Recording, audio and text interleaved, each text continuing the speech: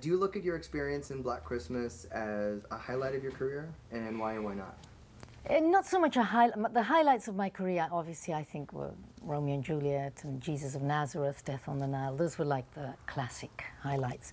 But Black Christmas I took because I had just given birth to my first child, and I'd never done a scary film. And Bob approached me to do it, and I just loved the whole idea of getting away from home, leaving the baby for a month, going there and doing something I'd never done before, and being the heroine of this very frightening plot. What was it like working with the director, Bob Clark? Oh, fantastic. I mean, he was meticulous. He was down to doing the voice of the killer and helping to dress the bodies, and just a lovely man. We'd go out to dinner after shooting always, and he'd talk about his plans for the next day. And I mean, he really is a wonderful director. You know, as I was telling you before, the house looks dark and ominous on screen, but actually the real house was very small, and the yard around it, and he made it look very frightening, but it wasn't at all.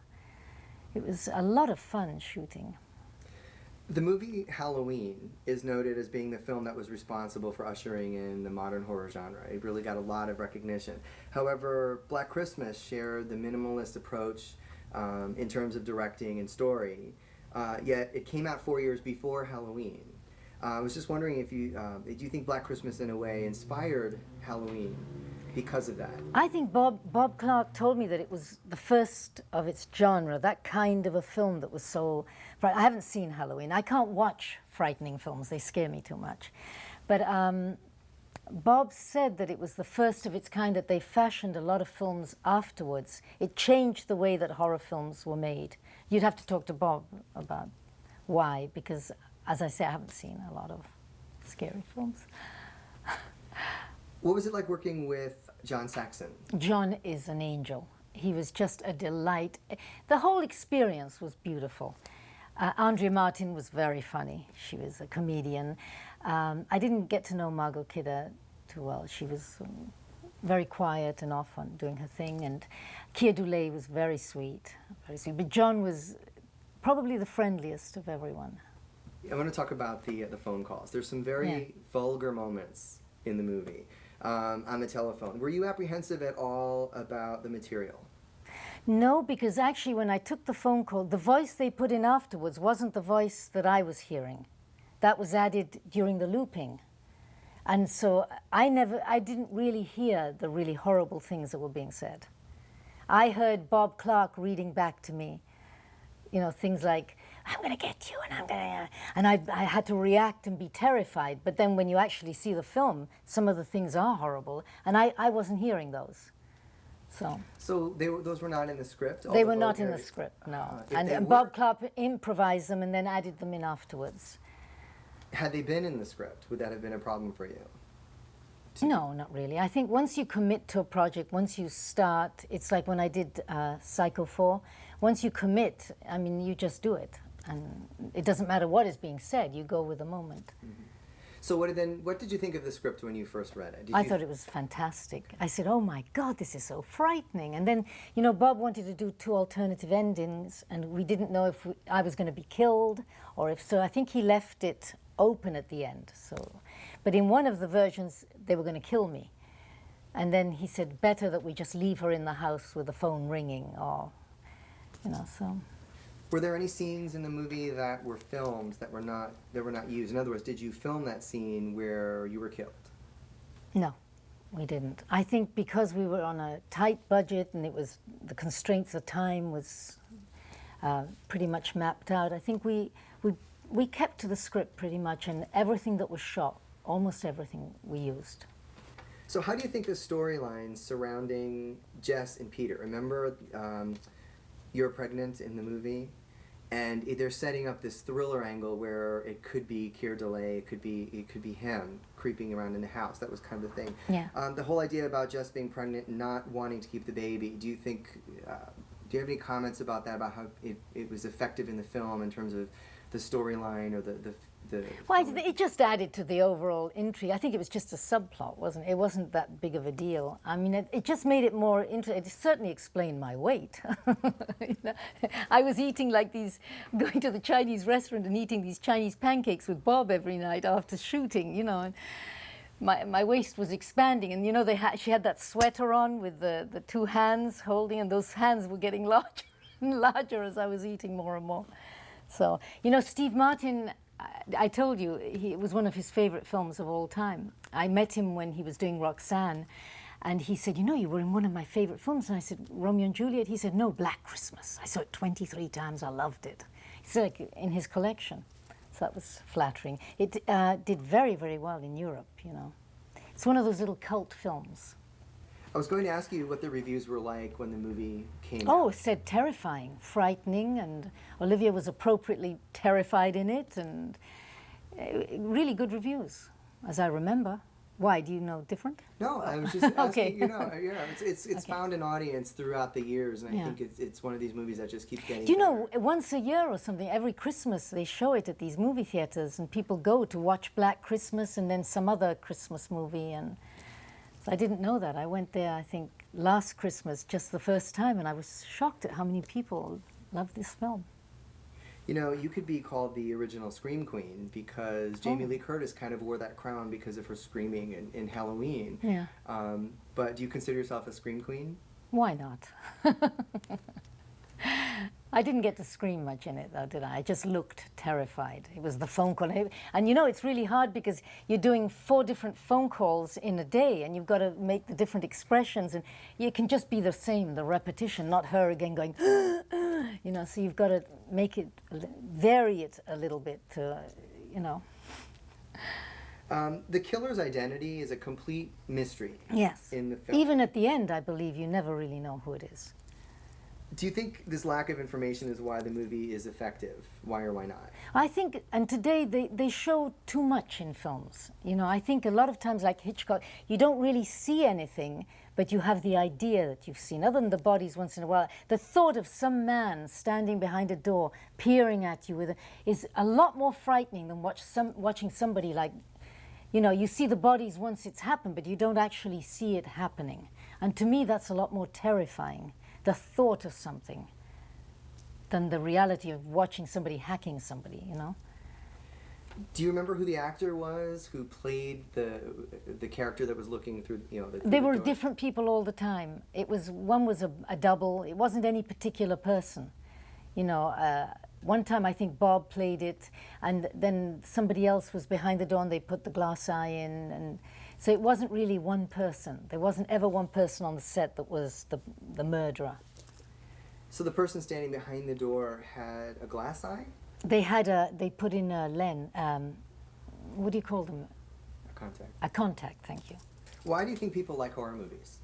I think people like horror movies because they like that, like they like going to the fairground, they like that adrenaline rush, that, oh my God, terrifying, and for a minute it stops their brains and makes the hair on their arms stand up. And I can't watch a horror film.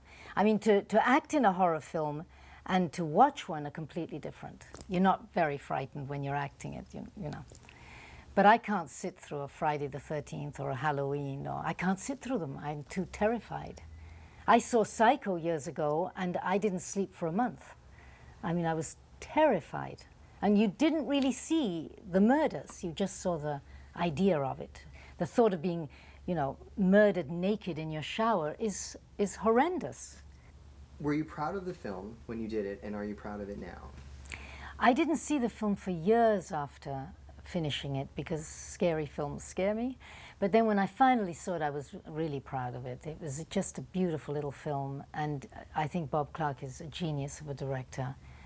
I wish he did more films like that, in fact. And it is a classic. In its genre, it's a classic. It's as much classic as a Romeo and Juliet or a Jesus of Nazareth in its own way. It has a huge fan base. I get a lot of emails and messages on Black Christmas. And I have to, a little anecdote is that Elvis Presley used to watch it every Christmas, and the Presley family to this day still watch it. Jerry Schilling was his road manager and is a friend of David's and mine. And And Priscilla and Lisa Marie watch it every year. It's part of their Christmas event happening at home. So that was rather nice to hear. It's a classic. It's a classic film. So let's talk about the killer a little bit. As I said, he's a complete mystery. Yes. What do you think happened to him? Why is he so crazy? As an actor, did you come up with your own story? No, because we didn't really know. As I say, as we went along, I didn't. None of us really knew who the killer was going to be. I think maybe Bob would have a different idea, but we just showed up and we said, "Well, is anybody playing the killer?" And Bob said, "No, we're never going to see the killer." Or maybe we'll see him at the end when he kills you. Or I haven't decided yet. So that's how we started the film. The killer was maybe somebody that was there behind a door every day. There was never really anybody cast to play the killer. So it was all in the imagination of the director. So we just played it really from day to day as it came. So what have the fans been like? You say you receive emails. What do they say to you? What are the fans like? The fans for Black Christmas are amazing. You know, they show Black Christmas every year along with a couple of other Christmas movies, and all these people come with their popcorn and their black eye makeup, and I mean, and Black Christmas has got a cult following, and they genuinely love the film. They know every bit of dialogue. You know, they know the characters. It's really a compliment. It's very nice. How do you think the film has held up over the past 25 years, or many years? How do I think the film's held up? I think the fact that it's a classic and that I'm still getting emails today about it means that the film is holding up. I mean, yes, now you can have a lot more special effects, a lot gorier films, but I think that is a really terrifying film. And it's because it is so simple and it's so basic. It's somebody that's terrified. It's a madman that's living in a sorority house. I mean, the whole idea of it is terrifying. And it's all more the idea than the actual slash and gore. You know, it's the idea of being murdered that's more terrifying. Oh, God. Do I have an idea of the man that was the killer in Black Christmas? Well, it could be some warped human being that had been horribly abused by his mother as a child and hated all women. And the way he could, like, vent this hatred would be to, I know, I'll move into the sorority house. Or it could have been somebody that had a fixation on one of the girls and took it to the ultimate and decided to kill them all, you know. And maybe he just loved the fact that Jess was so silly and kept answering that phone and being so terrified, and that he thought, I'll leave her till last. I don't know. Or he was just a deranged human being that just found great comfort of living up in that attic, because, you know, the woman's body way up in the attic was never found, the housekeeper's. It was still at the end of the film. Was it found? I think her face in that plastic bag was, hadn't been found, which is hard to believe that the police would, after all those murders, the police would come into the house and not check up in the attic. But maybe that's scary too. The scene where you realize that the killer is in the house, when they say, don't go upstairs, the killer's in the house, and you choose to go upstairs, you grab the fire poker and you go upstairs, it's now kind of become, that scene has become a cliche in other horror films. And I believe you might have been the first person to do that. You know, when you're watching a horror film, you always want to say, don't go in there, don't go in there, don't be stupid. But if they don't, there's no movie. So you have to really, you know, you have to be the actor that goes in that door so everybody can turn around and say, don't go in that door, you fool, don't you know what's waiting for you? You know, you have to do it. It's part of the script and part of what makes the audience feel like they're involved and gets the hair rising up on their arms. If this really happened to you and you got a phone call... I'd get out of that. If that really happened to me, I'd be out of that house so fast you wouldn't be able to say, Olivia. I mean, I'd be gone. I mean, they stay, all these murders and things, disappearances, and these girls stay there. I'd be gone, long gone. Was it difficult to play the scene then? I know you say that you go do it, you do your job, you're as an actor. Is it difficult to do the scene when you know that you'd say, it's illogical, I'd run out the door? Not really, because playing Jess, I mean, no, she'd be there, and a lot of times, sure, through Jess's mind, she was thinking maybe it was her boyfriend that was harassing her, or, you know, who is this? And I'm sure in her head she was thinking, leave me alone. And then she got these horrible things and thought, who could that be? No. I mean, if you start getting threatening calls, you don't just pack a bag and leave. you deal with it. I mean, women are stalked every day, aren't they? So it's a form of stalking. They stalked the sorority house. This man stalked the sorority house instead of just one person. Would this be the same movie if it was in the summer? I don't think so. I think the thought of blood on snow is just frightening. I mean, and the fact that they're all huddled in these houses, and when they go out you see the breath and the scarves. It's all very dramatic. I thought it was a perfect setting and a perfect time. Christmas time, when you're supposed to be joyous and everybody's dying. I think it happened just in the month it was supposed to happen.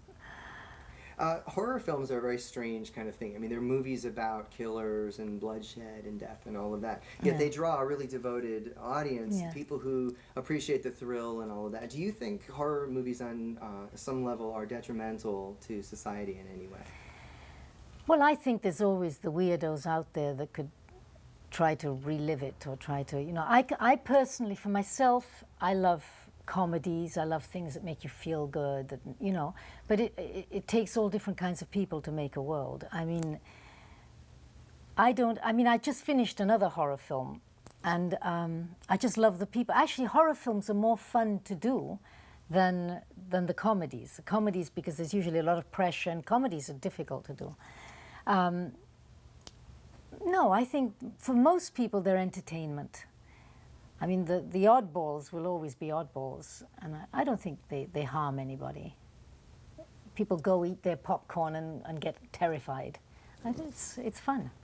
I think the only thing that's kind of left is if you have any funny stories on set, any anecdotes from, you know, you say, I mean, it's a horror movie, it's a scary movie, but it's But usually on most horror films, you do get moments where you laugh when you're helping to dress the bodies and things, and the body sits up and then falls down in the middle of the scene, and then it's got to be picked up. But with this one, I think it was such a long time ago, and we were really pressured to do it, and we were all in this tiny little house, you know. Bob Clark was hysterical. I mean, him doing the voice behind the door, and, you know, I mean, just...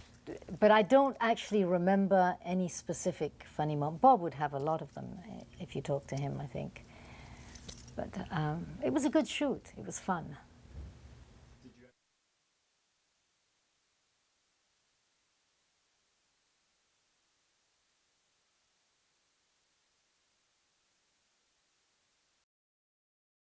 I mean, how did you originally become involved with Black Christmas? An audition. First person I met for Black Christmas was Bob Clark, and he was holding auditions. He held my audition in a big hotel suite he had in downtown Toronto, actually a very well-known hotel now called the Sutton Place, which is everybody stays at in the Toronto Film Festival and all that kind of stuff. And I remember that like it was yesterday, and I remember auditioning, and as you can tell from the movie, you know, my part wasn't that big, you know, and so for him to get an idea of my acting ability, he had me read the Keir Dullea role. And when I finished, I remembered Bob kind of, you know, doing this and looking away, and I said to him, well, Mr. Clark, wait, I can do it better than that. He says, no, no, no. He says, that was fine. He says, in fact, I'm wondering why I didn't see you for that part. And so I left with that kind of taste in my mouth. So that was kind of frustrating to know that, you know, if I'd had a bigger name or been more famous, I might have played that role. Do you think and I might have done a better job. I don't think so. Sorry, Keir. But the funny thing was, Olivia was coming in, and she hadn't acted for a while. And so Bob asked me to rehearse scenes with her. So all those scenes that she did with Keir Dullea were rehearsed with her and I. So, had you worked with any of the cast or crew members before Black Christmas? A couple of them, mostly in commercials and things like that. Back in those days, this was 1973, the early 70s in Canada and Toronto, there wasn't a lot of work going on. Not like today, you know, Toronto's considered Hollywood North. But back in those days, there wasn't much work going on. So to make a living, I can remember sitting in a waiting room where there weren't even enough chairs, where there were just people sitting on the floors, spread out, waiting to be called in. People like John Candy, Dan Aykroyd, Eugene Levy, Gilda Radner, you know, all sitting around. We're all sitting around making each other laugh. That's what it was like in those days. So can you confirm that the film was definitely shot in 1973? I'm casting my mind back. You know, my mind's faulty a little bit, but you know, some things. But because that was the early '70s, and that was hippies back in those days, and we were all experimenting with things. I think it was Christmas '73 that we shot that. The reason I think it was Christmas '73 is one of the people I met on that film was Margot Kidder, and she's a pretty wild lady. Back in those days, definitely. And I remember at the house, we rehearsed something, one of the big ensemble scenes, and we stepped out. I stepped outside for a smoke. In those days, I used to smoke. She came up to me and she said, "So where are you staying?" And I said, she said, "You at the Sutton place?" I said, "No." She said, "Well, aren't you from New York?" And I said, "No." She said, "Oh, you're from L.A.?" I said, "No." She said, "Where are you from?" I said, "Here."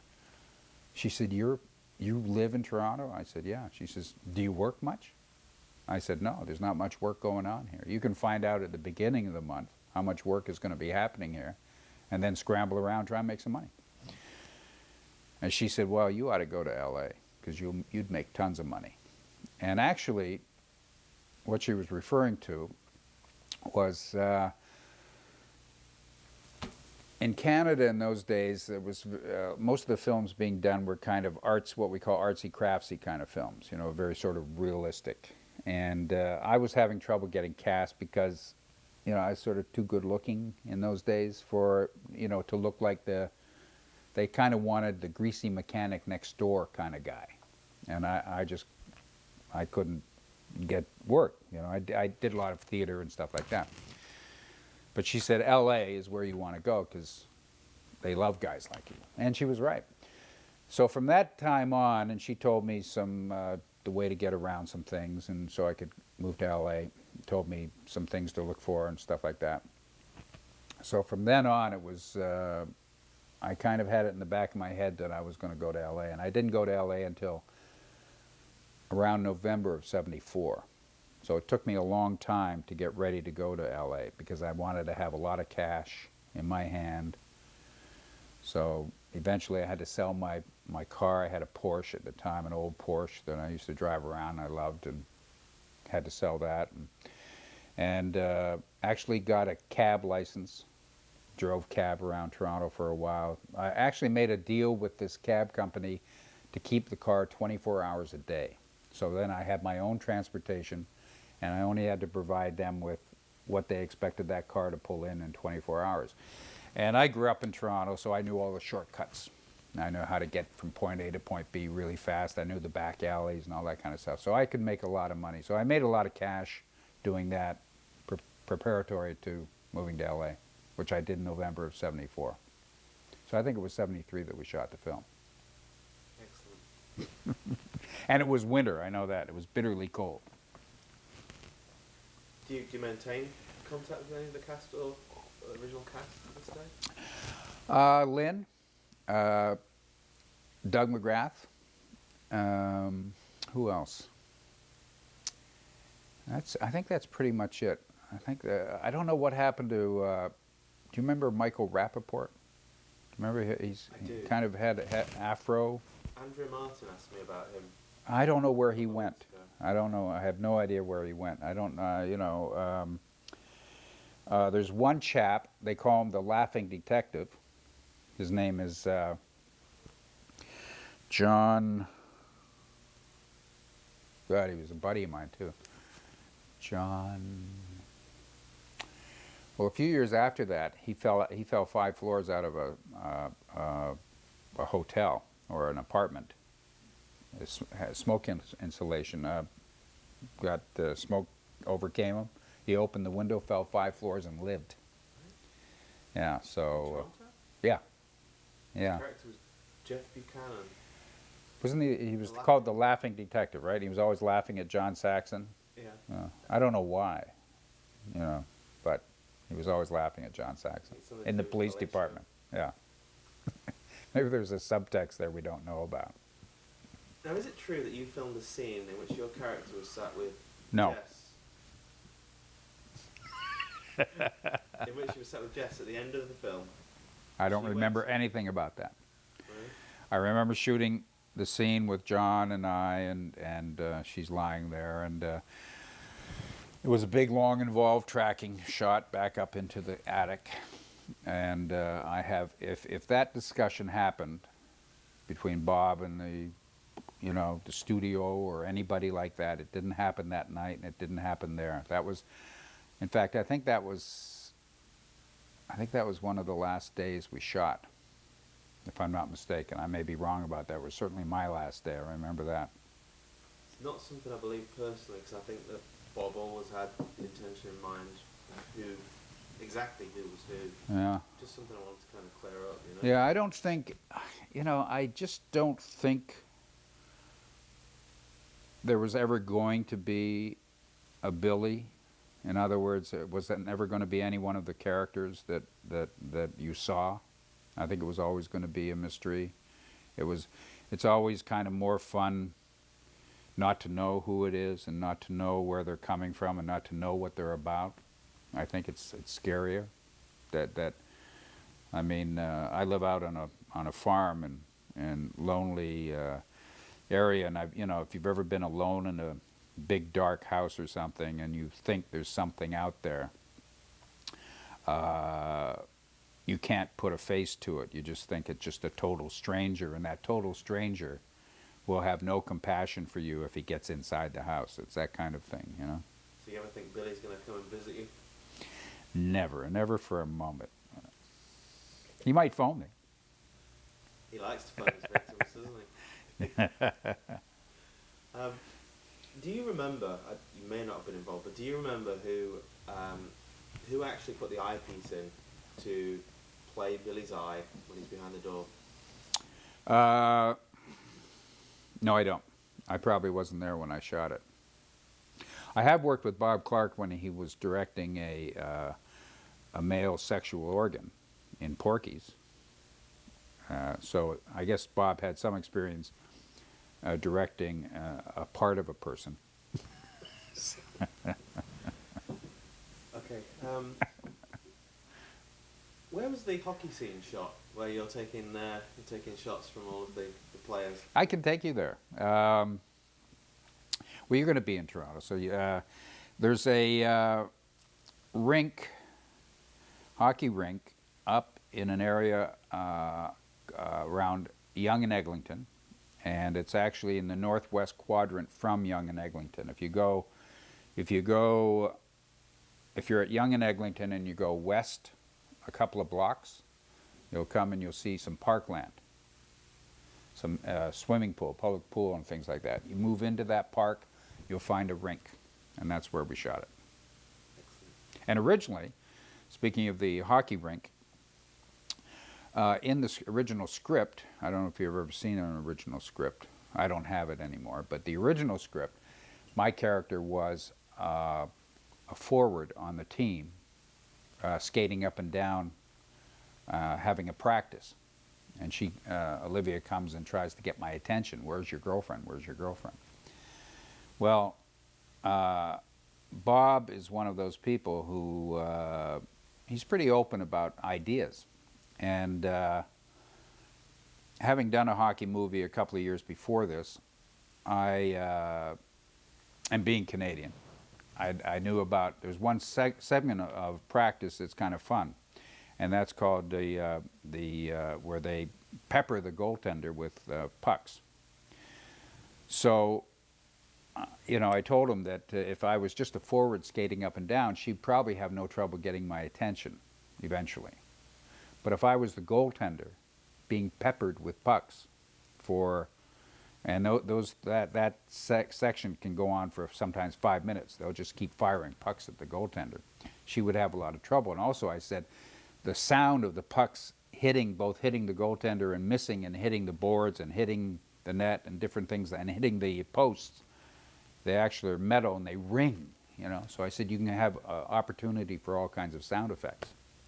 And he liked that idea, so that's what ended up happening, even to my, eventually to my consternation, because we hired a bunch of guys from the University of Toronto, their hockey team, and Bob did mention to them that this actor is not actually a goaltender, so keep the pucks down, right?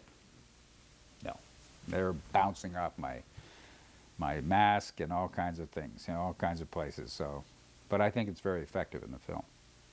Absolutely. Speaking of locations, do you remember which park was used for the search for the murdered girl? Well, High Park. Have you been out to High Park yet? I've been there once, yeah. Yeah, it's kind of there's a big restaurant in the middle of High Park, and if you go straight south from that, and eventually the hill starts falling off into, it'll start falling away into what's called Grenadier Pond.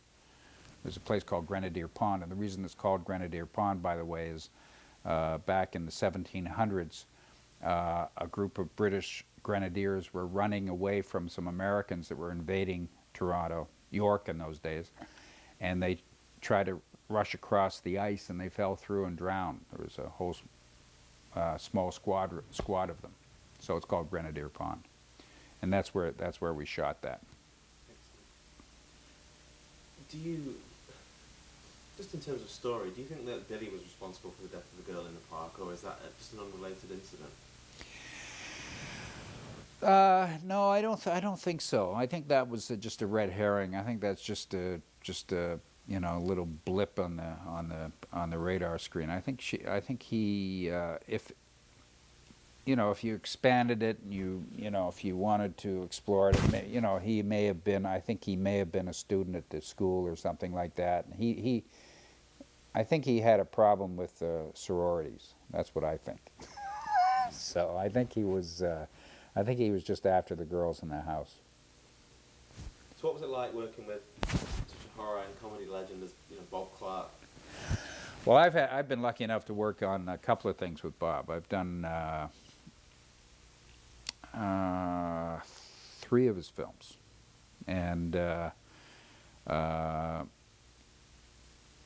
was particularly fortunate in Black Christmas to have, first of all, rehearsed with Olivia for, I think it was almost 2 weeks. She was in town for 2 weeks ahead of principal filming.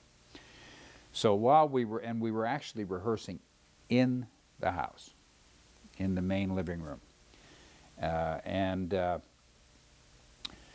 During that time, Bob was interviewing and or talking to technicians, different technicians that were coming, the sound guys or the lighting guy or the DOP, you know, the director of photography, or different people like that, Reg, stuff like that. So I got to be privy to finding out what a genius he is about filmmaking.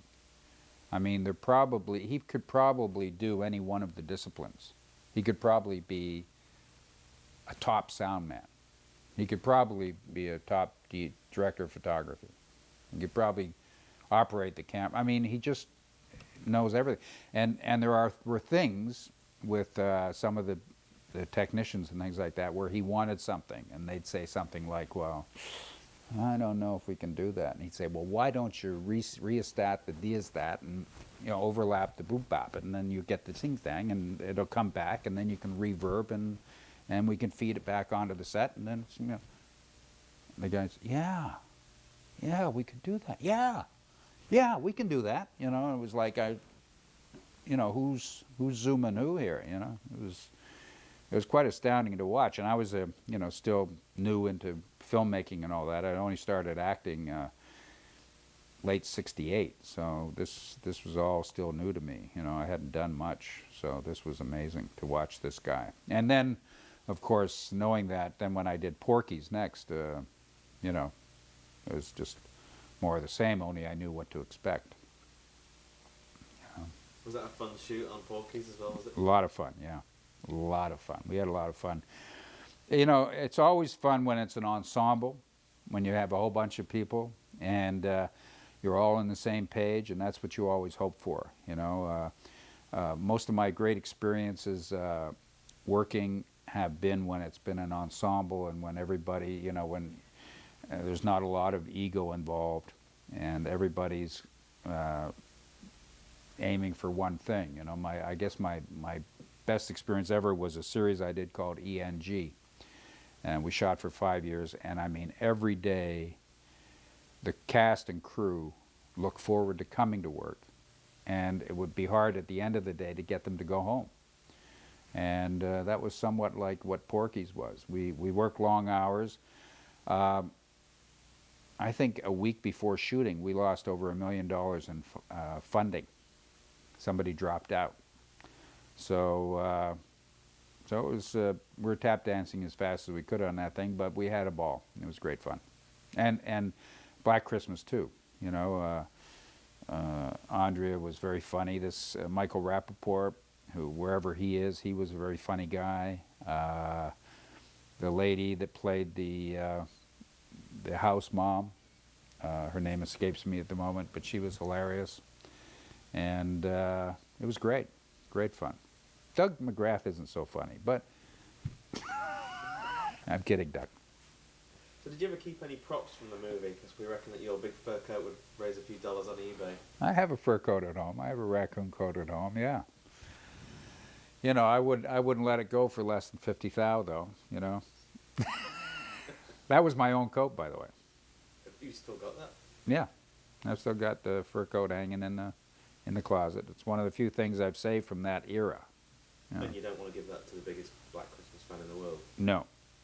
No, I don't. I'll Who would that be, by the way? I'll let him know when I see him. Unless that affects how, you know, how things are edited and stuff like that. But then I've got an in with the editor, I think. You know. It may buy you more screen time, we'll see. So, who do you personally think Billy was? Like I said, well, I know it wasn't my character. I know that. And it wasn't Keir. I don't think it was Keir's character. You know, the only person I can think of is maybe it was John Saxon, you know. No, you know, it's that kind of thing that even if I knew, I don't think I'd tell. But I don't know, honestly. I really don't know. Bob never told me who Billy was. When was the last time you watched Black Christmas? Probably a couple of years ago. I'd rather watch Black Christmas again than this other film I just watched a while back that I did with Chuck Norris called The Octagon. And I don't know what I was thinking in The Octagon, but I had a helmet head of hair like it. It was just, you know, it had a life of its own. And I just watched it a few weeks ago, and it was just excruciating. You know, so some of these things we don't like to watch, but I don't mind watching Black Christmas. You know, it was, I guess that was my first really good part other than these other films I had done. And working with Bob Clark was quite an experience. He does like to work with actors. He does have a habit sometimes, and I don't think I've ever told him this. I think maybe I did. I don't know. I might have mentioned this to him on the golf course, but he likes to, some directors like to just subtly tell an actor how he wants a scene to do, or if the actor does the scene, give him some suggestions, or try to be subtle about it and let the actor discover and explore. Sometimes Bob likes to show the actor how to do it, right? Here, do it this way, you know. And it's always funny to watch him because, you know, he tends to be big and broad, you know. So you have to, I always sidle up to the actor and say, just not quite as the way Bob does it, you know. So, but I haven't watched. I don't watch it much. I don't. You know, I mean, there's so many films, and I love movies, but there's so many films I'd rather watch. The last movie I watched was East of Eden, and that is a fabulous movie. Fabulous performances. You know, so. Okay, just to finish off, if a brilliant young writer comes up with a cracking script for a sequel to the original Black Christmas, would you consider reprising your role of Chris Cage? Yeah, I think it'd be fun to bring, you know, come back as the character and you know, try to find, you know, what's happened. Every actor looks for, what you always look for in a script for a character is, you know, how does the character change over the course of the story? And so it'd be fun to reprise Chris now, to see what he's developed into. And I think it'd be fun for people to see. I think I'd like to see a sequel where, you know, Billy surfaces again, if we will, you know, but surfaces in a subtle way so that we have to find, and maybe we discover who he is. You know, maybe it might be interesting. So if you know any writers like that, Dan. We'll see. Do you remember much about where you were in 1974 in terms of coming to Hollywood and from? Is 1974 when we made it? Yeah. Well, then I was living with Jenny Salt, who in a house on Nicholas Beach, which was just north of Malibu, that became a kind of center for a lot of broke filmmakers. And I don't remember how I got the part in Black Christmas, but obviously was summoned to Toronto to do it by an agent. That's all I remember.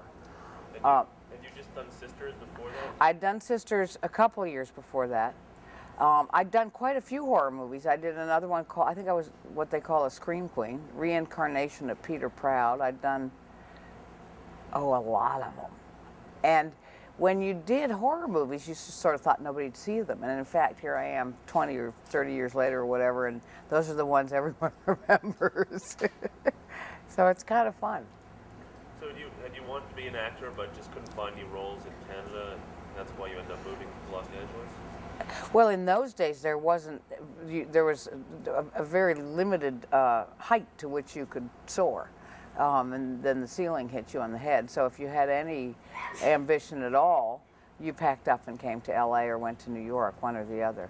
There was CBC and some National Film Board stuff, but very limited. And in those days, also in Canada, we're talking about the 60s, it was just not considered all right to be baldly ambitious, and it was not considered all right to be overexposed. So once you'd done 4 or 5 leads, it wasn't your turn anymore. It was a very Canadian attitude. It had to be fair, and somebody else had to have their turn. So I left a couple of times. I made my first movie down here when I was 18, going on 19, almost 19, with Norman Jewison. And then what happened after that? I didn't like it here, so I went back to Toronto and was very much in love with the man there. And then made my second movie when I was 20, going on 21. I had my 21st birthday on the set of Quacks for Fortune as a Cousin in the Bronx with Gene Wilder in Ireland. And then I quit acting. I'd had enough. I didn't like having to worry about my weight all the time. So I moved back to Vancouver and I learned film editing with Bob Altman, who was cutting Brewster McCloud and filming McCabe and Mrs. Miller. And then I ran out of money and came back to LA in the early 70s and did a series called Nichols. And then I just worked pretty much nonstop, one movie after the other. But those days were very heady because everybody was being an experimental filmmaker and trying new things, and it was the dawn of a new age for movies. And so because we were all thought we were being rather pretentiously young intellectuals who were going to change the system, doing something like Black Christmas was a horror movie, you know, even though that's what we lived on and made our money from. So it wasn't something that even though it was great fun to make, that I thought would last this long. Nothing's astonished me more. It's a huge underground classic. It's just wild. Yeah. Was it the first film then you moved to Los Angeles? Was the first one you made in Canada that after you sort of... No, I made another one, a Canadian movie called I made a couple of others. One called A Quiet Day in Belfast, in which I played twins. One was brought up in Canada and one was Irish. It was the beginning of the Canadian film industry. It was just starting. And they'd gotten the idea that you could give tax credits. And in those days, I think you got a write-off for investing of something, and if it was a failure, you got to write off the failure. And it was Canada floundering around trying to find its own film industry. I think that those were the days when, I don't know if it was Telefilm or what, it might have been Telefilm. Was it Telefilm? CFTC. Set it up, and there was this shock. I remember the first or second year that the only movies making money were Quebec porno films, and there's this extraordinary debate in the Parliament about, oh dear, this isn't quite what we intended by when we offered to help the film industry out. It was like everywhere in the early 70s. There was no ceilings. Everybody was flying. No, Black Christmas was very professionally done. We had a great time, though. As young people, we were a lot looser than you guys are. You know, you're all very conservative and afraid to make mistakes. In the 70s, in the late 60s, the whole idea was to get wildly out of control and see how far you could go before you crashed. No, it was very professional. Yeah. Well, what kind of stories do you remember then from the set? A lot of shrieking, a lot of changing the script on the spot, and who could be the most outrageous. I don't have too many specifics, except that Andrea Martin was so funny and made me laugh even then. You know, when you're kids, see, when you're kids, you don't have a sense. You don't quite get that there's a possibility that everybody will end up doing well in this little group, and that what you're doing will be saved for posterity. I think if you had a sense of that when you were young, you'd be crippled. Your character spends most of the time, it's kind of a comic relief in a way. He's also drunk a lot of time. Yeah. I think Bob mentioned maybe there was a bit of that going on set too. Yes, there was a lot of partying and drinking, not on the set, but certainly after work. Yeah. Did he give you any directions you recall about your character? I think he said it was one of his creations, your character. He was excited to have that kind of character in the film. I don't remember. I remember I was attracted to her because she was wild and out of control, and not the conventional leading lady, which was always the boring part. If you got stuck with that part, it was always really dull. What directions did he give me? I think he let me loose. I think that was primarily what he let me do. What do you remember about the other actors on the set? Was Olivia? I remember Olivia Hussey being very serious and earnest, and trying to make her laugh. And I don't think I always succeeded. She was a star then. We weren't. Andrea and I weren't stars. Olivia was a big star. I think had she done Romeo and Juliet yet? And everyone knew who Olivia Hussey was, and she was exquisitely beautiful.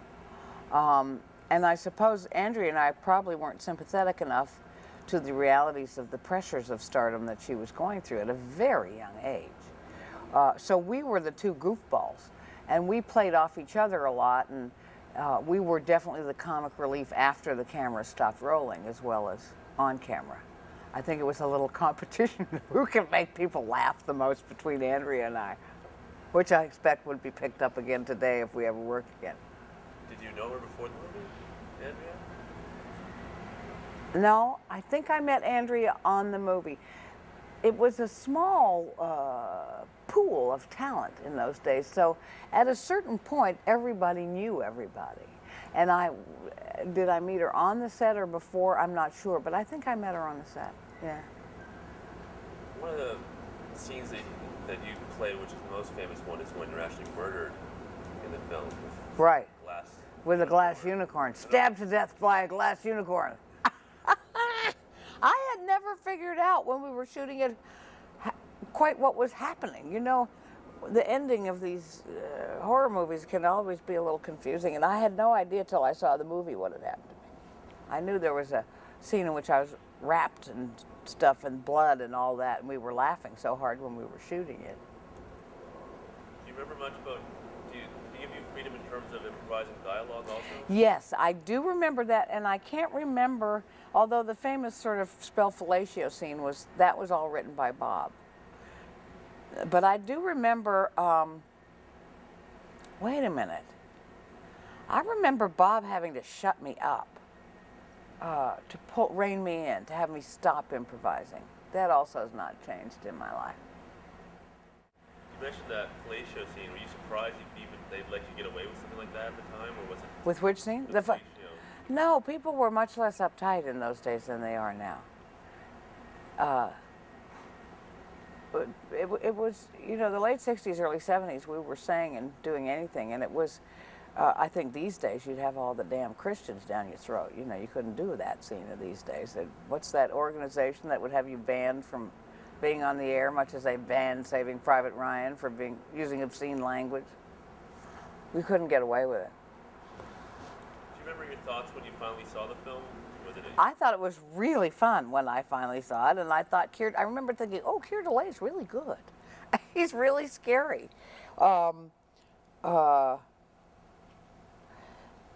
in those days was just starting to blossom as a city that had jazz and blues, and things were starting to percolate in Toronto. So there was a whole atmosphere around the movie, which was, hey, we made this up, you know, this is homegrown Canadian stuff, and look, isn't this fun? And it worked, and we were not concerned in those days with box office. And young filmmakers now run and check their box office receipts, and maybe Bob did, but none of us ever gave a damn about that sort of thing. That was beside the point.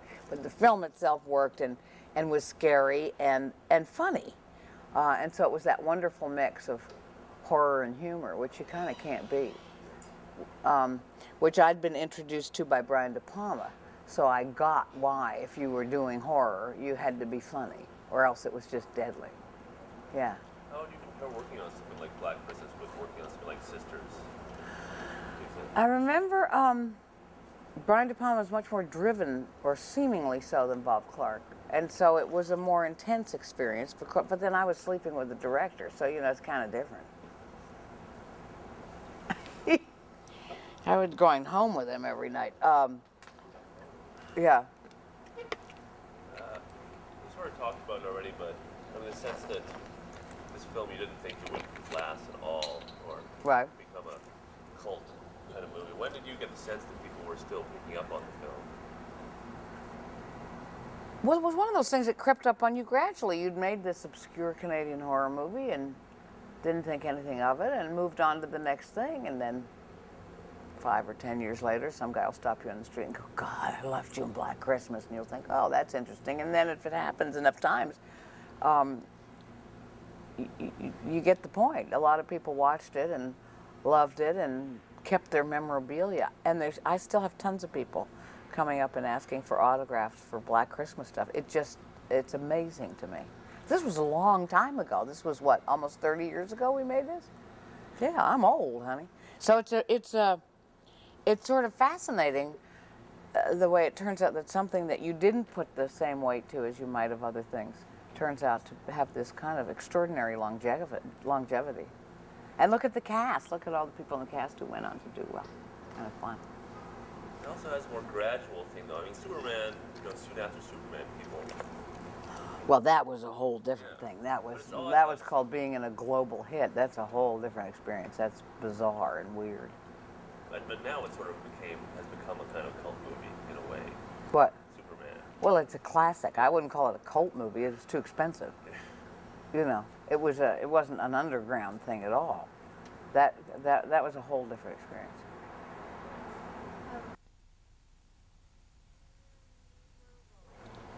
You're gonna say about. Hold on, one second. Okay. Okay, roll. I remember being picked up every morning, and Olivia would already be in the car, and I usually was disheveled and often slightly hungover.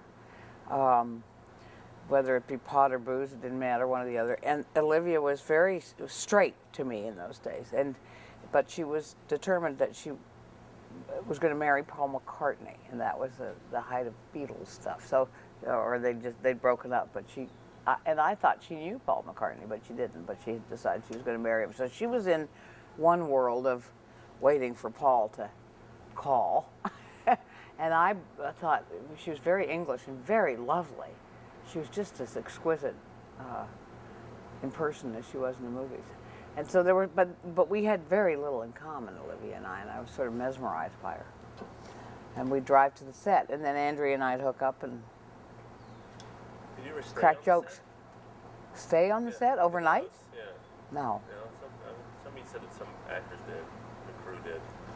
You remember that? Do you remember at all the scene where you're in the police station, you're drinking from a big can of beer? Yeah, the fellatio scene. Where I spell out fellatio, that scene? Yes, I remember that, and I remember us all laughing hysterically when we filmed it, thinking we were being outrageous. Was I drinking beer? Is that the question? I don't think so. I think even in those days we knew that you didn't get drunk on the set. I remember Bob was very specific about what we were, as long as we got his dialogue in, if you added something that worked and that was that added some kind of zip or character, he was fine with it. Otherwise, he just pulled you right back, you know. I do know that my character was already written as quite wild and outrageous because that's why I took the part. That's why I thought it was fun. Afterwards, did you come back to Canada and make many more films? Yeah. It wasn't a nationalistic thing. It was, where's the best job? There was no, I didn't personally, even though I know a lot of Canadian filmmakers did, I didn't have any sense of being part of the Canadian film industry. I just wanted to get ahead and get rich and famous and be a movie star. I didn't even get that I wanted to be an actress at that point, although I did love acting. So on a personal level, it was a matter of what was the best part. And what happened was that I got to, for some reason, do slightly more eccentric characters in Canadian movies than I did in American ones. So I accepted a lot of work in Canada. I think that's because the commercial considerations were not as great as they were here in LA. Did you have a sense that the industry was growing at that time? Yes, it was pretty exciting, but the industry down here was as well. There was such a counterculture boom in the late 60s, early 70s, that separating it into nations seemed beside the point to many people. Things were exploding all over and possibilities were limitless. So that applied to Canadian filmmakers as well as down here. Now I know that for people who stayed in Toronto and Montreal, and I guess Vancouver, although it wasn't into that orbit yet, there was a great sense of creating an industry in Canada. But I wasn't really part of that. I was someone who got hired because I'd left. I think had I stayed there, I probably wouldn't have worked. You know, there was something exotic about someone who'd gone to LA and kind of made it, because I'd been in three big American movies. Did you work in any other horror films after Black Christmas? I've done a ton of horror films. Amityville Horror, Reincarnation of Peter Proud. Oh God, I think there's a lot of them. Yeah, I was kind of a scream queen there without knowing it. How would you say the Black Christmas fits into those? Is it one of your favorites? Yeah, Black Christmas had the intelligence to have a twinkle about itself, to have a good sense of humor about itself. So it wasn't quite as earnest. And Bob was very clever and smart and a good businessman and great fun. He was absolutely lacking in pomposity of any kind. Do you have a sense the film is in a way influenced other horror films? Like you know, I'm the wrong person to talk to. I'm not a horror film buff. I don't get it. They make me laugh. I remember going, in fact, it was while we were shooting Black Christmas, and The Exorcist came out. And it was an Easter Sunday, and I was in Toronto. I'm pretty sure it was Black Christmas. I'm almost positive. And in fact, I think it was Bob who said, go see this one. And then I went to see it, and I saw it for some reason with a predominantly black audience. I don't know what part of Toronto it was, and everyone started to laugh. And once she came downstairs and peed on the carpet, everyone started laughing like crazy, and we just didn't stop till the movie was over. I think that was in Toronto or in New York. I can't, what a blur it all is. But so there was, I did know, and I knew from Brian, that there was this very respectable, serious underground group of people who just worshipped horror movies. I mean, remember, I lived with De Palma for 2 years, and whenever he was depressed, he went to 4 horror movies in a row. But I always thought it was very odd. I'd be reading D.H. Lawrence in my room, dreaming of marrying Lord Byron or something, you know, even though he was dead. But I did know there were all these people who loved horror movies. I was just never one of them, and I'm still not, so I never quite get it. I'm kind of thrilled that this is a cult classic, but I don't know why. Is that just totally useless? I guess that's the wrong thing to say, but I don't know else to answer. Well phrased, I think. Do you have any favorite scenes from the film at all that you'd like to? No, because it was 30 years ago, and I haven't seen it yet. I barely remember it. Yeah. I just remember having a lot of fun. Yeah. We really had a lot of fun and laughed and laughed and laughed. And that's mostly what I remember. Do you remember the turtle scene? Oh. Yes, what happened? What was the turtle scene? What happened with the turtle? It was, I think you're sitting on the couch. Something about turtles humping. Yeah. Yeah. And then going to the zoo and watching zebras. That's right. Yes. No, Bob wrote all that. There was a few little colors I threw in, but Bob wrote the whole turtles humping scene. That's right. Doing homework was fun for this character. How so? Well, because your boundaries are wider than they are when you're playing a character like that than they are when you're playing the female lead, where you're limited to having to be attractive all the time, which is really dull. So when you did your homework, I remember when I did my homework back in the hotel on this one, and I can almost see the hotel room. The idea was, how far can I push this, rather than, whoops, that's not very safe. And Bob encouraged that. Yeah. Was it fun playing a college student? You know? Well, I wasn't much older than a college student myself, so yeah, it was fun. Yeah. I think that's good. Is there any stories that we missed? I woke up this morning and I was thinking about you guys, and I went, shit, I don't remember a lot. I was trying to, I remember going to see B.B. King for the first time at the Commodore. Is it the Commodore? No, not the Commodore. That's Vancouver. There's the Brunswick. Yeah. And stuff like that. But not from the set. Yeah. Remember any reviews in the film? Anybody commented about your acting in the film? No, because when you make a movie, it doesn't come out generally till a year later, and you've moved on to other things, so it wasn't relevant to me. I didn't think it would ever see the light of day. It was a movie I didn't think anybody'd see. I just didn't, you know, I put the right amount of effort into it, but I didn't take it very seriously in terms of what the product was going to be and what it was going to end up as. So it was just a delightful surprise that it became this cult classic. And I don't think when it first came out it was a huge hit at all. Yeah, it just never went away, which is fun. It was my third film, and third horror film. That's how I broke in, I decided the easiest way to get independent finances was for horror films. But I had every intention of treating this one differently than other.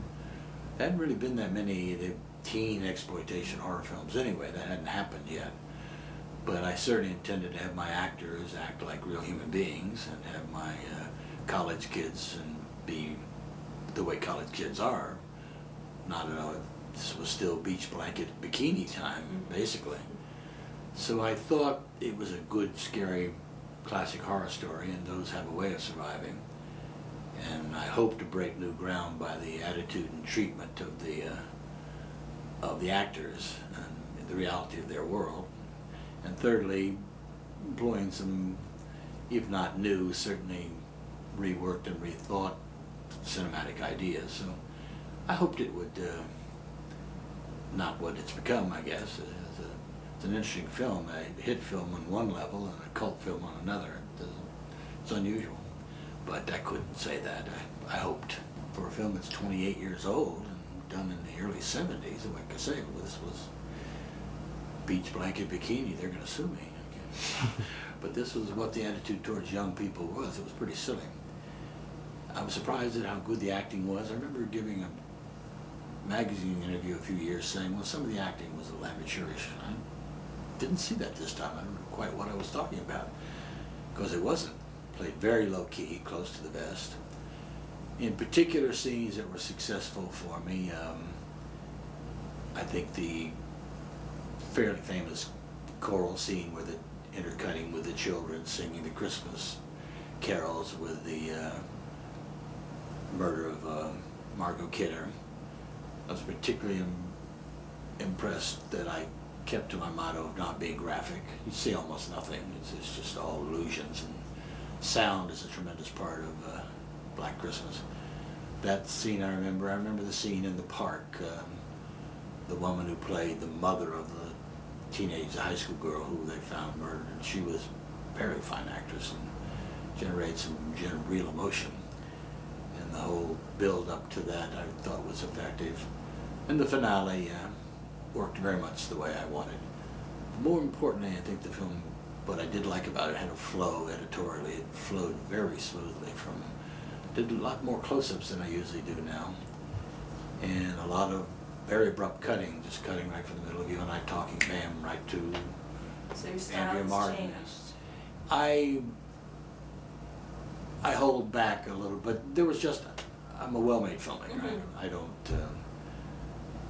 have a defined style that I intrude upon every film. I don't believe in that. I've been eclectic. The film dictates what my style is, and the needs of the film. But I did find myself more and more evolving to wanting to see more of the actors against their background rather than here. Here is for very special moments.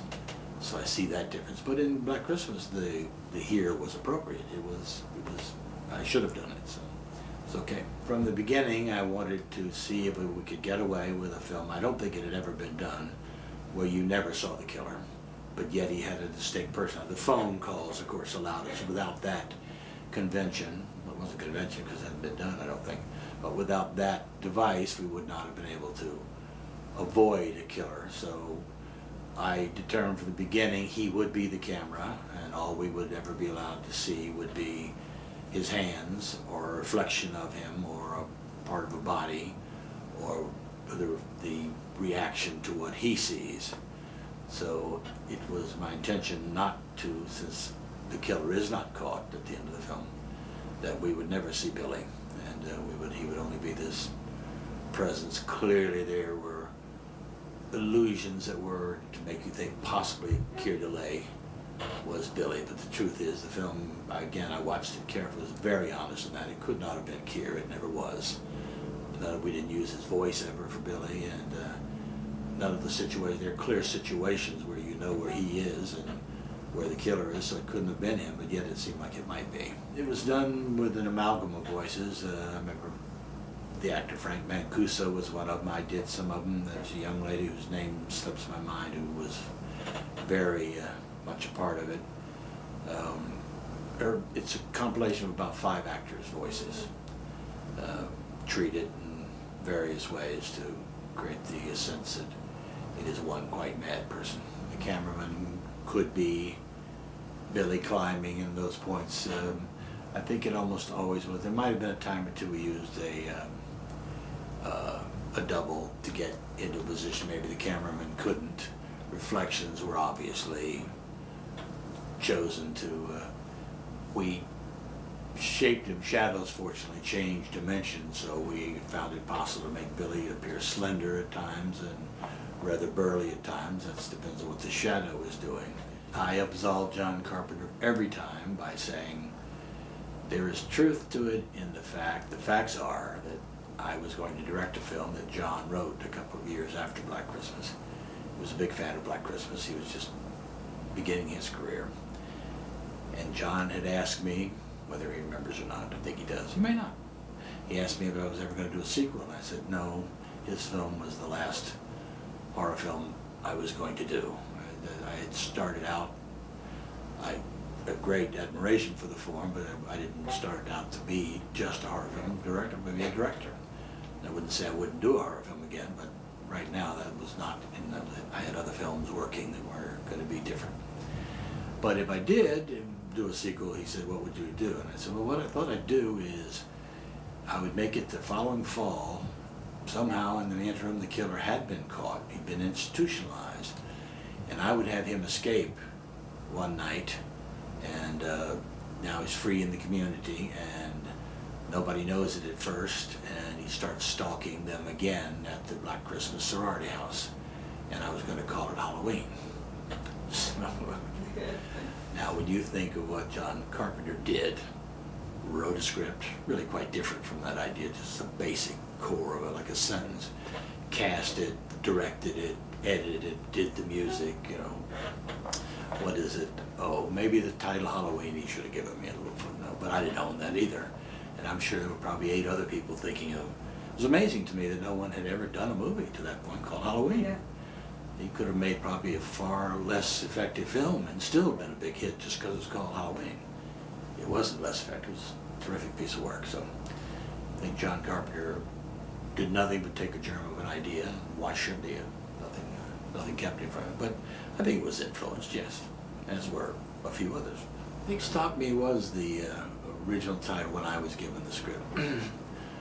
I don't think I'm taking unfair credit. I think Black Christmas was my title, my idea. I love the contrast of the idea of Christmas, the jolliest of all seasons, with this dark kind of imagery. Both a horror film and Christmas have these tremendous trappings that so it makes nice juxtaposition in contrast, where what you expect you are seeing is jovial and ribald and full of the season. It may be something entirely different, which is kind of the whole motif of Black Christmas anyway. One of the Stranger, the film, as you know, played all of Canada and had it done reciprocal business in the market in the United States, it would have been a very substantial hit. Marketing, they tested the title. Apparently people didn't think they liked it, but I don't think Canadian moviegoers are sensibly any different than North America in general. So I didn't question them. I didn't know. It was their business, and I thought it was a mistake. And emphasis on the film, I thought was, but they did it. Well, we searched all of Toronto. The house was, as you say, core of the, and again, this was a perfect house. It was a grand old classic, I don't know what the style of the architecture is actually, but Victorian stone sort of, and it looked like a perfect house to have a Christmas party, and it certainly was a sorority house, but it had all the trappings and underlings and little layers that made it also a spooky house. So we looked quite for a long time for that house, and it was also on private property. It wasn't on a street, which was a tremendous break for a film company.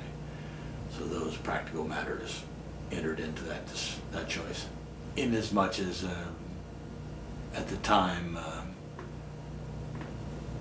there's no reason particularly not to be a small town Canadian, but the producers didn't want to do it. I didn't care one way or another. We just basically, I guess we identified it by a flag or two, and there isn't much that says, right, there isn't much that says, could use that American chauvinism too, although the cops were all pretty good guys actually. That was it. We wanted small town, definitely didn't want it to be in the big city, we wanted it to be in a 20, 30,000 size city. You notice we never showed any, except for the university, any city street scenes. sad every time I tell this story. It was Edmund O'Brien, the great character actor. And Edmund, we sent the script down to his agency, and they sent back he was very excited, very happy to do it. And due to reasons of his health, I met with Edmund, and he flew in that night. We came to his hotel and saw a man who, I've told this many times, who took about 40 minutes to put his shirt on and button his tie, and he was suffering from really mid to late range Alzheimer. And he told the story of he had a 9-year-old son, and I'm gonna get teary for God's sakes. His 9-year-old boy sending him off saying, "Daddy, you can do it, Daddy, this is the one, you're gonna make film." And I knew it was gonna fall on me not to do it, because we were shooting in 5 to 10 degrees below weather.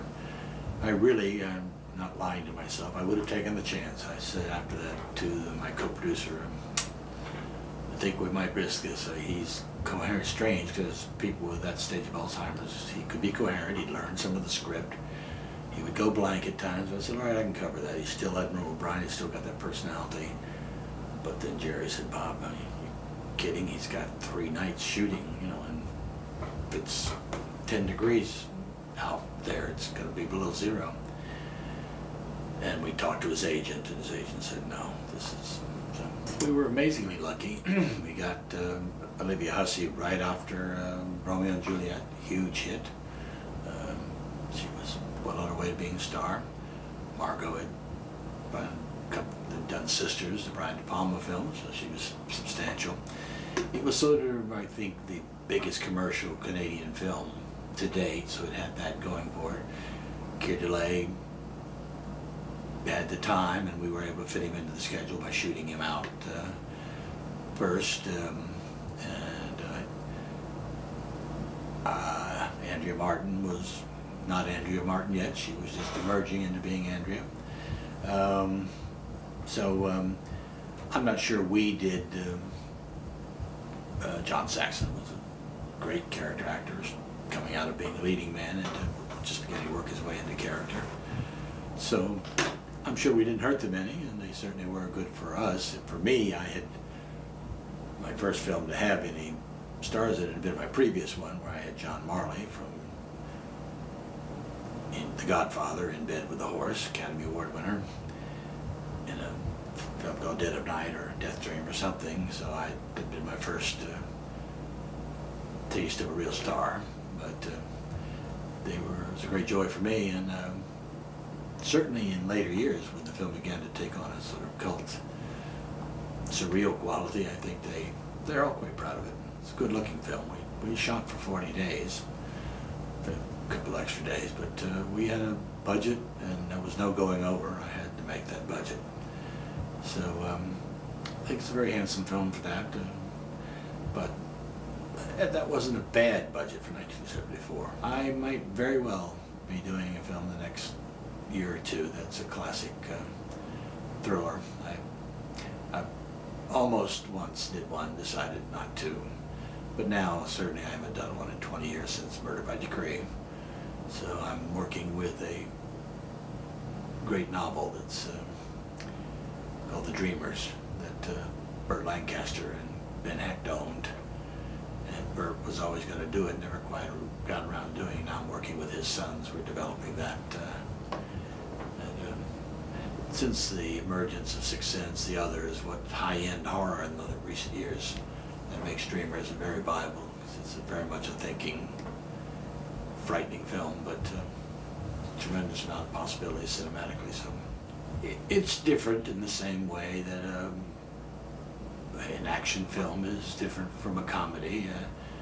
There are dynamics. My approach to a film is to be unobtrusive. I'd like not to be aware of the camera, although I move the camera all the time. Some people have noted when I say that, but you move the camera all the time. But that's true, but you move it gracefully in terms of the context of what the expectations. You can do a De Palma shot, taking a 10-minute shot going through 6 buildings, and if it's right, if it's cinematically where you're going, you should forget. You don't, and I applaud him for it. He does, and others do too. I've done a few.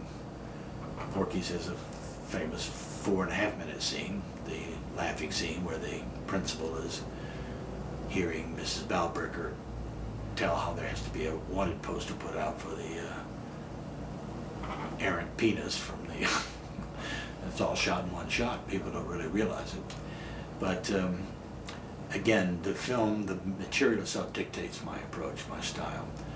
So a horror film obviously will, upon occasion, dictate some MTV fierce cutting.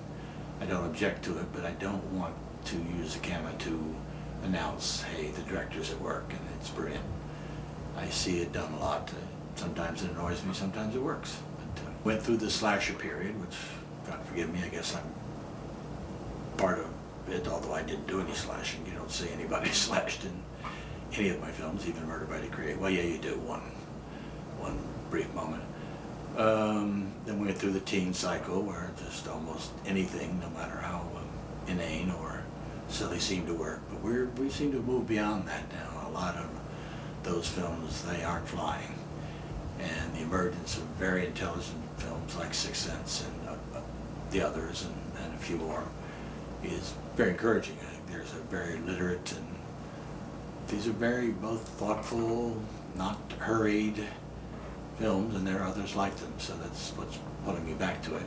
See, I don't mind fierce action if there's a dynamic, and in The Dreamers there will be a couple of sequences of very fierce action in a sense, but subliminal. I'd rather make an audience think they felt something, fear whether they felt it, anticipate that they will, it's coming at them, rather than throw it at them, which I think is less effective. I think we're in a period of very good thrillers, and the standards are very high. Well, certainly Roy Moore, the script came to me as a complete script. We did a fair amount of rewriting, which I participated in. But certainly it was collaborative, but I was left, I produced the film as well, so clearly there were no contributors to the vision once I took the film over and cast it. It was editorially, I always cut my films and I stay with my films till they come out of the answer print. So it's certainly my vision, but collaborative as well. We interjected humor, the humor of the Mrs. Marion Waldman's character, the house mother, and certainly Barb is essentially my character, Margot Kiddo's character.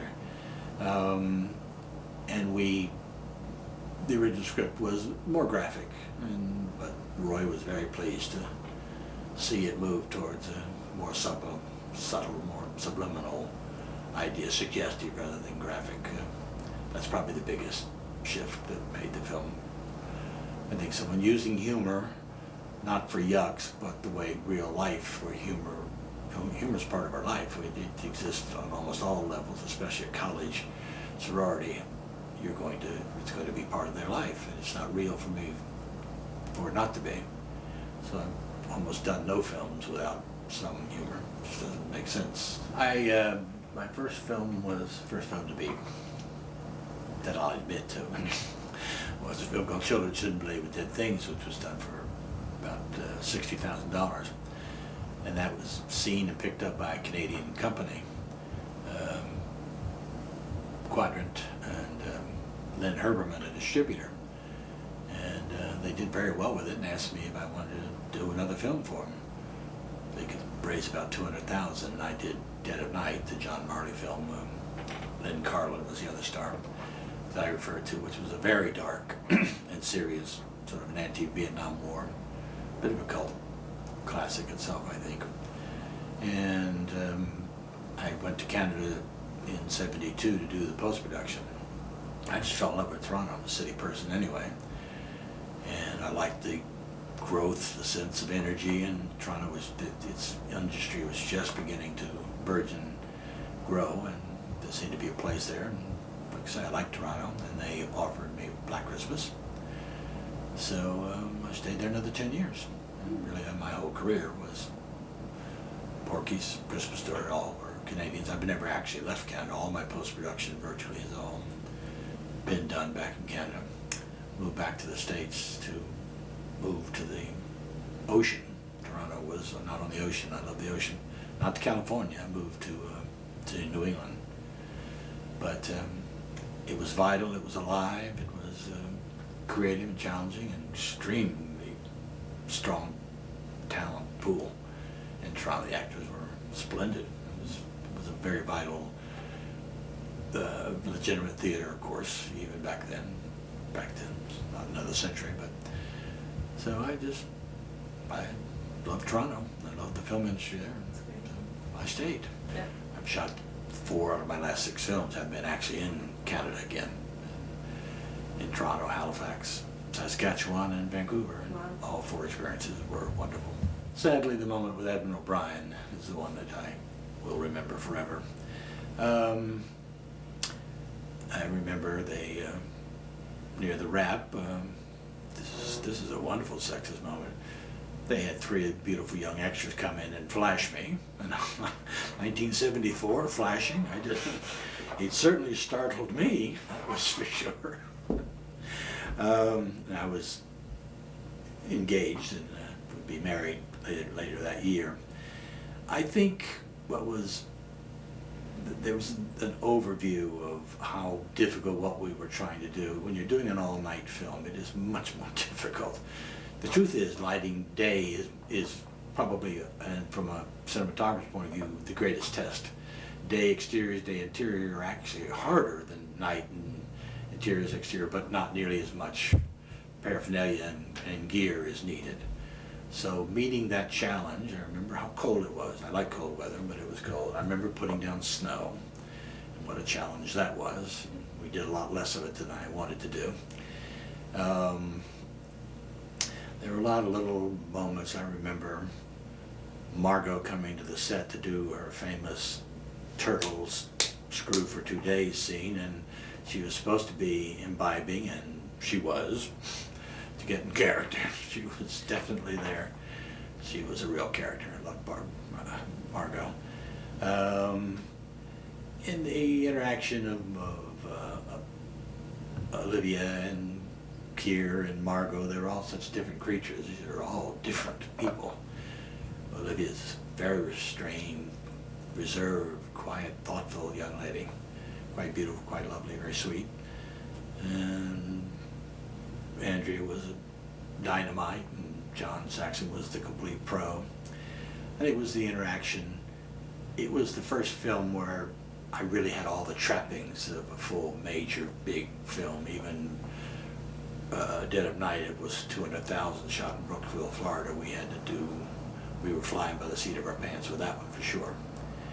I always, as a producer and early director, just made sure I had a lot of time to shoot. I didn't care, anything else doesn't matter. That's what gives you the quality. So one way or another, that's the game I played. Time, and let the other things take care of it, and good actors. But I'd have to think at great length to give enough thought. There were a lot of incidents on set and off that were trying to do the obscene phone calls, which, as you know, are very obscene. Some of the girls had some, consider we had an actor off camera doing them to get the reality. We piped it in. I remember when we were Carl's a chair, I think the composer you're going to interview, the incredibly strange way we did the music. The music is almost no real music, it's all sounds, musical. It was a joyful experience. We felt we were doing something worthwhile, and maybe we'd have a hit, some slightly classic overtones, and we thought we had a chance. So. Sometimes you know you have an interesting idea, and but sometimes you don't realize how interesting it is until much later in life. I just finished watching Black Christmas, a film that I was in 27 years ago, and I'm not speaking merely of my own participation. I liked what I saw of myself. but the film itself made so much more than an impression on me. It created feelings in me that I probably wasn't capable of having at the time I made the film.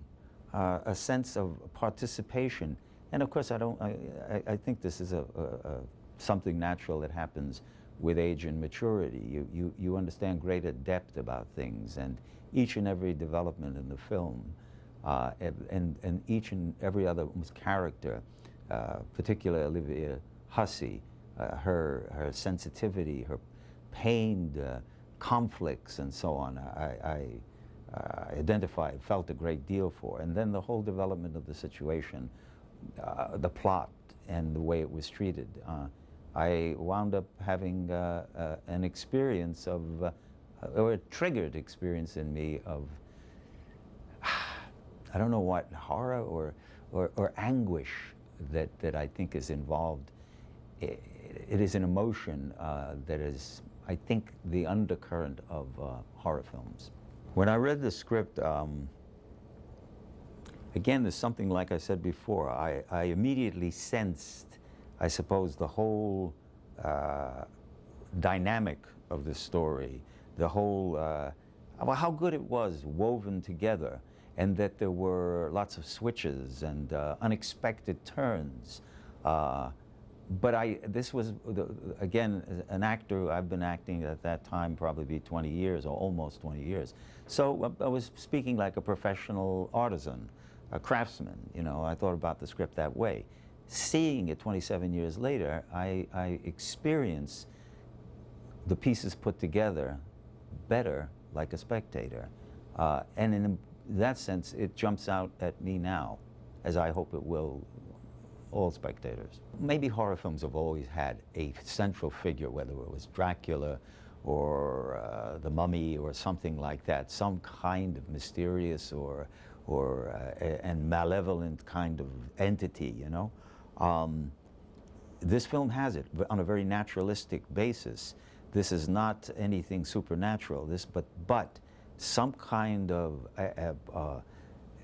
expression of humanity, or that is tormented and capable of horrific things. This is more on a naturalistic level. The scenes of violence, while a few of them are graphic, they're not it wasn't something that was pandered and sold in and of itself that you should be. It was something probably at the time that people still winced at. I mean, I winced at watching this stuff just now. But afterwards, almost a distance, I think, began to develop in horror films, especially since there was more of a sense of creation of special effects. So the effects became something to sell by themselves.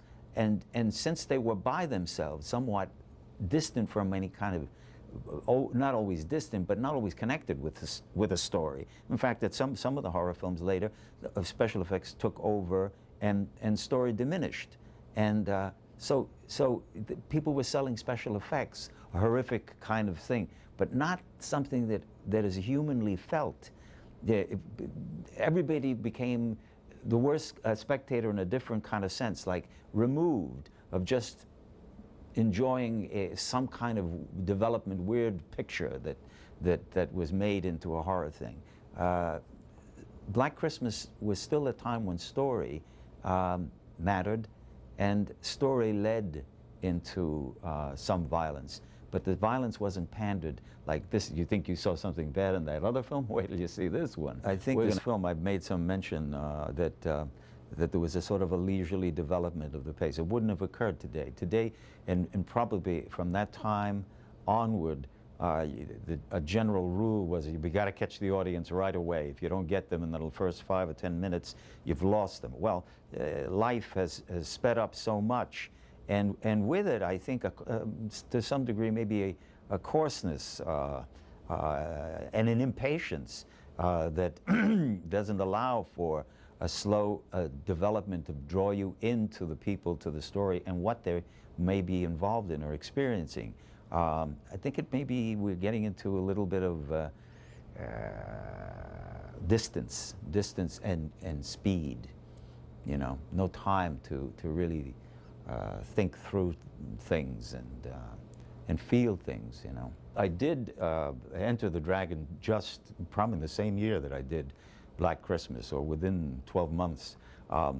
What I felt that they shared, in my estimation, was that they would be successful. But in Enter the Dragon's case, it was a matter of something that I felt coming on. I had been interested in the Asian martial arts for, I don't know, 10 years prior, 12, maybe something like that. Most people didn't know much about it, weren't that interested. But I began, as I passed through my interest, I saw that all of a sudden there was vast interest coming up in a very broad part of the population. There were karate dojos in almost every mall by 1972, and different kinds and so on. So I sensed that something about the subject matter of that film had become common interest, and therefore people were ready for a film about it, a dramatization and an action film about it. With Black Christmas, I just sensed, I think the dynamics of tension and twists, unexpected turns and so on, being something that worked, that could hold interest and deliver something that I feel more now than I did when I made it. By the time Nightmare on Elm Street happened, it was probably 10 years later, and a lot of films that I never saw that Black Christmas spawned, apparently, were like the Halloween series and Friday the 13th too, probably. I didn't see them, so I don't know for sure, but that's what I've heard. They pushed the envelope so far that the initial part of the initial film, Nightmare on Elm Street, I had a kind of a good feeling about it, because it went into the real internal world, the dream world, that Black Christmas hadn't yet entered. I mean, the creature that we never see in Black Christmas, I call him a creature because it really is a creature of horror imagination. We don't see him. He's everything we've ever dreamt about that is horrific in a violent way, but we don't know what it is in the film, you know. In Nightmare on Elm Street, they attempted to deal with dreams as the dream world being real. That is to say, that the dream world suggested reality. In Italian, they say in vino veritas. In wine, there is truth. It comes out. In dreams, truth comes out. However, I was only half satisfied with the development of the rest of the films, because I think rather than going into what it is about human nature that produces these dreams, they instead successfully found what could be made in special effects to I don't know, quantify this kind of thing, or to show it in some way. But I don't think it quite added up to a human experience subsequently. Something of the distance, maybe, that I'm talking about.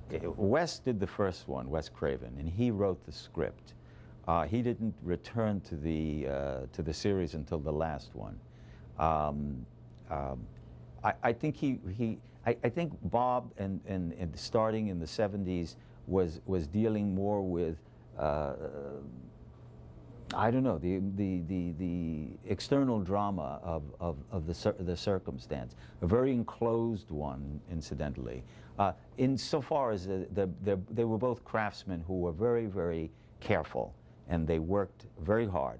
I remember the only picture I ever did with Bob was this film, Bob Clark, and that he was very, very in particular, that he had everything quite worked out. And it was a mosaic that he had planned. I suspect that was somewhat true also of Wes Craven for the first film and the last film. In between, the series of Nightmare were done by a different director each time. So each one had a different feeling. What would be the next step in terms of what we call the horror film genre? I leave that open because I just wonder about it without trying to kind of solve the problem. My preference is, and especially having just watched this film, that it gave me a feeling. I left with a feeling. That's what I think is the danger, that you go to the movies and you're entertained for an hour and a half, 2 hours, and you leave and an hour later you don't even remember what you saw. In order to leave with a feeling, feelings have to be invested in the story and characters who have feelings. And if it's a horror film, then the story provokes what needs to be horror action and horror images. Today, perhaps the danger is the development of graphics and so on that can produce horror images, and then maybe the process is reversed. Well, we can do all this, so now what are we going to put on it? How are we going to dress this capacity? And I don't think it adds up to the same thing.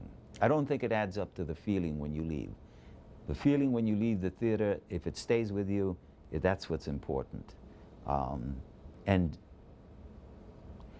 if you think about when people talk about films, usually they can remember something that they've seen that means something to them 25 years later. Horror films have become jokes. You know, I mean, they're so removed. They're self-referential. That's what I suppose I'm trying to say. They refer to each other. They refer to, you know, that's the last stage of that's before senility of a particular genre, because they refer back to other films, like you must have seen that. Oh, why I got put that in their film, and that's clever, and so on and so forth. In other words, they don't start with something deeply felt, and that's where I think it starts and ends, because 25 years later, if you felt something, it generally remains in your mind, and it stays with you.